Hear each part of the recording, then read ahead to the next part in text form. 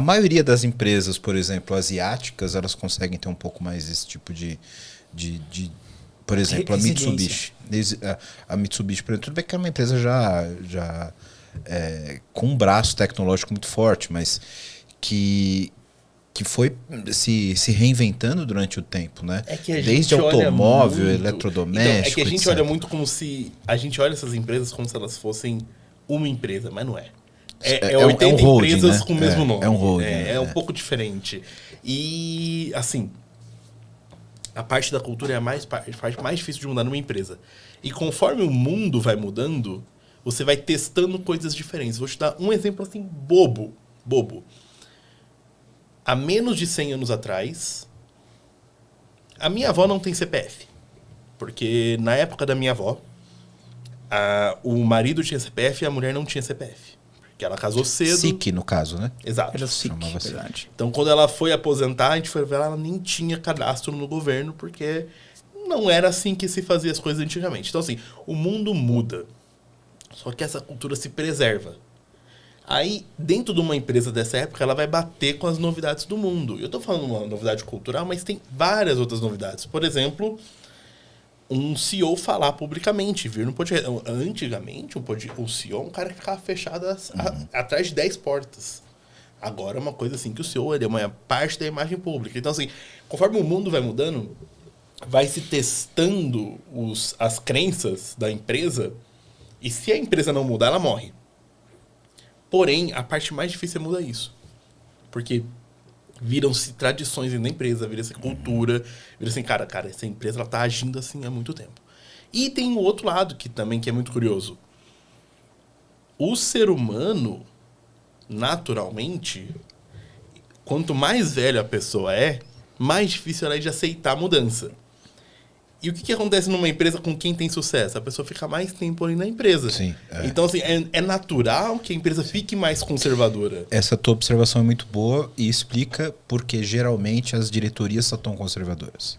Geralmente é um cara que tem 20, 30 anos de empresa e ele chegou até um cargo executivo e é um cara que naturalmente, pelo perfil executivo que ele tem e pela idade que ele tem, ele vai priorizar a estabilidade. E vai ter naturalmente uma aversão ao risco. Né? E a empresa vai fazer o quê? Vai colocar alguém que não conhece a cultura da empresa, que não conhece essa inteligência da empresa na liderança? Não tem lógica também. Você não vai pôr o estagiário lá. Não tem lógica. Então, não é um problema fácil. O que é mais provável? Que um competidor mais jovem, um pouco mais organizado, consiga fazer isso e que ultrapasse a empresa. Sim. E que vai tá tudo bem. Em algum momento vai ter uma outra empresa que vai abraçar um risco que essa antiga não abraçou. E que vai acertar um sucesso. Aí você vai falar, mas Jean, a empresa tal existe há 120 anos. Tá bom, mas vê se a empresa não quebrou em 2008 e outra empresa foi lá e comprou. Né, sabe? Tipo, o nome existe, mas a empresa já virou outra coisa 1000 vezes, sabe? Só existe aquela casca antiga ali, mas a empresa em si não é a mesma que Eu acho que o maior exemplo que a gente tem, que os nossos ouvintes vão poder visualizar bem isso, foi a visão bancária que a gente tinha muito tradicionalista até então e que chegou no Nubank para dar uma chacoalhada no mercado, nesse mercado todo. Eu diria que ainda é muito jovem isso para você até comparar com esse ponto.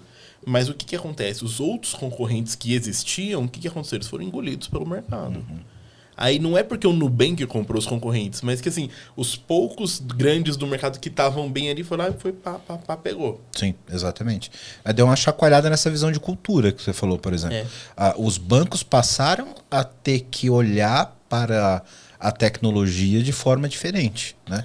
E a gente começou a ter, de fato, aplicativos melhores. Porque até então, cara, o caixa eletrônico estava conveniente pra caramba pro banco. Esse que é o fato.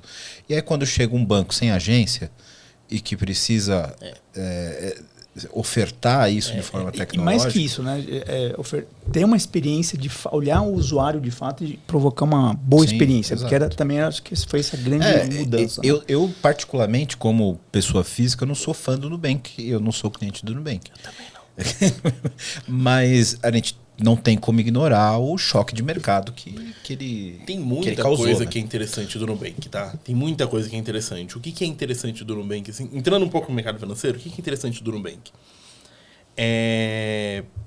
Primeiro que eles pegaram a tempestade perfeita do mercado ali. O Banco Central estava priorizando aumentar a concorrência entre os bancos, diminuir a concentração. Isso foi um momento único. Eles pegaram um momento único que os bancos não estavam digitalizados e o mercado estava começando a ficar. Então, eles tiveram isso aí. Mas também, o banco não estava necessariamente confortável com caixa eletrônico. O banco estava confortável com consórcio. Com aquele lá que é como se fosse loteria com poupança. Título de capitalização. Gente, cara, morreu isso. Morreu não, ainda existe um pouquinho, mas existe. Assim, mas era forte. Você lembra que era o produto principal? Eu preciso expressar.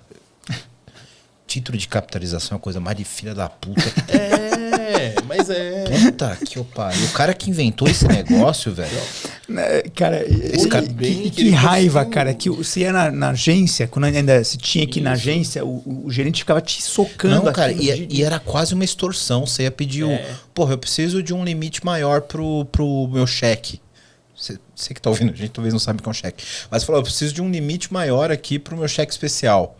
O cara fala, não, eu consigo se você tiver mais produto do banco. Ó, eu tenho aqui um título de capitalização. Era literalmente Era assim, uma extorsão, velho. Isso é impressionante. E eu acho que as coisas ficaram um pouco mais transparentes. Você tem toda a razão nisso. Então, foi um conjunto de fatores que permitiu o Nubank fazer isso. Mas o principal que eu vejo é o Nubank, no começo, ele era uma empresa que conseguia tomar decisão rápido. E aí, cara, andou e foi longe. E maravilhoso, cara, porque trouxe uma cultura nova ali que, para um Itaú, para um Bradesco conseguir se virar, tiveram que se reinventar e tiveram que testar coisas que iam dar errado e por aí vai, entendeu? Significa que acabou? Não acabou. É claro que também vai ter muito mais, mas se você for ver assim, o Itaú de hoje não é mais o mesmo de antigamente. Sim, é outra empresa.